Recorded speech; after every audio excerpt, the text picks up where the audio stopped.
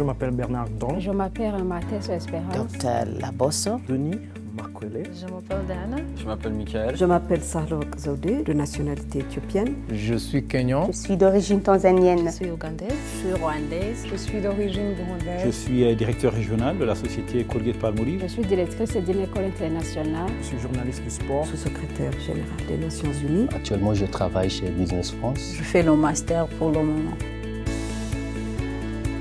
De plus en plus, on voit maintenant que le français devient de plus en plus important. Même quand on marche dans les rues de Nairobi, on trouve des gens qui parlent français. Ce n'était pas comme ça. C'est déjà la troisième langue. C'est-à-dire au Kenya, en Tanzanie, c'est la langue que les Tanzaniens apprennent plus. C'est l'ouverture au monde. Maintenant, c'est vraiment le monde est devenu comme un village. Donc, vous pouvez être partout et être à l'aise. On ne doit pas parler seulement le swahili ou nos langues maternelles parce que le monde change.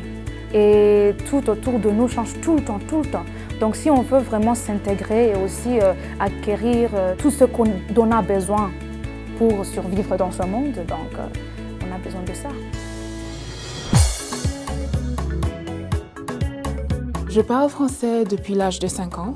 Mon père était fonctionnaire à l'ONU et au début de sa carrière, il a dû travailler au siège à Genève. J'étais très jeune.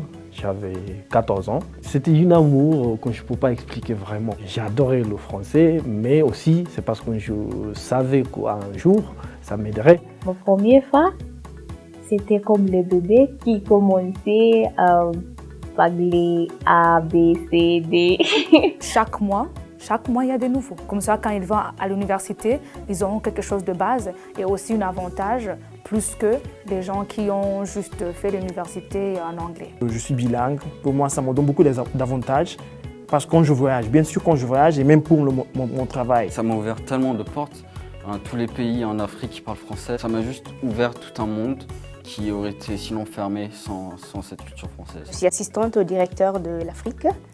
Donc c'est quelqu'un qui voyage dans tous les pays et je suis obligée parfois de prendre contact dans ces pays-là et parfois de voyager avec lui. Donc je n'allais pas pouvoir travailler si je n'avais pas la langue française. Si je n'avais pas ces connaissances en langue française, je n'aurais pas d'emploi là où je travaille maintenant. Et ça ouvre le monde, surtout pour les Kenyans, puisqu'on est dans une zone qui attire beaucoup de touristes chaque année.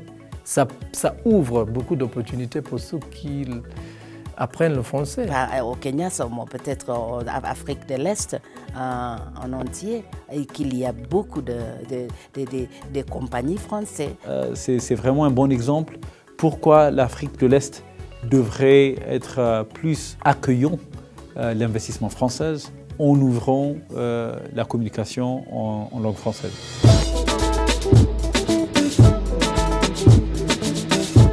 Parler en français, pour moi, c'est un art. Je me sens libre quand je parle en français. Ça devient même une romance en soi, quoi. À part d'être une langue très intéressante qui va m'aider dans ma profession, dans ma carrière, et aussi la langue française est une langue très bien romantique. C'est vraiment romantique. À cet âge-là, le fait que vous parlez français, ça aide vraiment avec les filles. Une fois que vous dites vous parlez français, oh vous parlez français, oh you speaking French, et voilà. Ils nous envient même parfois. J'ai déjà vu que quand nous allons dans un pays anglophone et qu'ils sentent que vous parlez le français, il y a de l'admiration dans les yeux. C'est comme si... Waouh! C'est plus que la langue. C'est d'avoir la culture française aussi. La culture d'aimer l'art, d'aimer la musique. La musique, le vin. Dans cette culture de la langue française, c'est les éléments que j'ai connus. Les premiers, c'est cette notion de liberté, la liberté d'être, la liberté d'expression, l'esprit critique, l'ouverture à d'autres cultures, en fait. Voyons la situation de l'Afrique. Et l'Afrique est vraiment en évolution économique et puis une stabilité politique qui est de plus en plus assurée. Étant au moins francophone, anglophone et la langue maternelle, si on n'inclut pas le portugais. Mais je pense que voyons l'Afrique de l'Ouest, le français reste vraiment une langue qui est indispensable. Il y a une prise de conscience extraordinaire dans ce sens.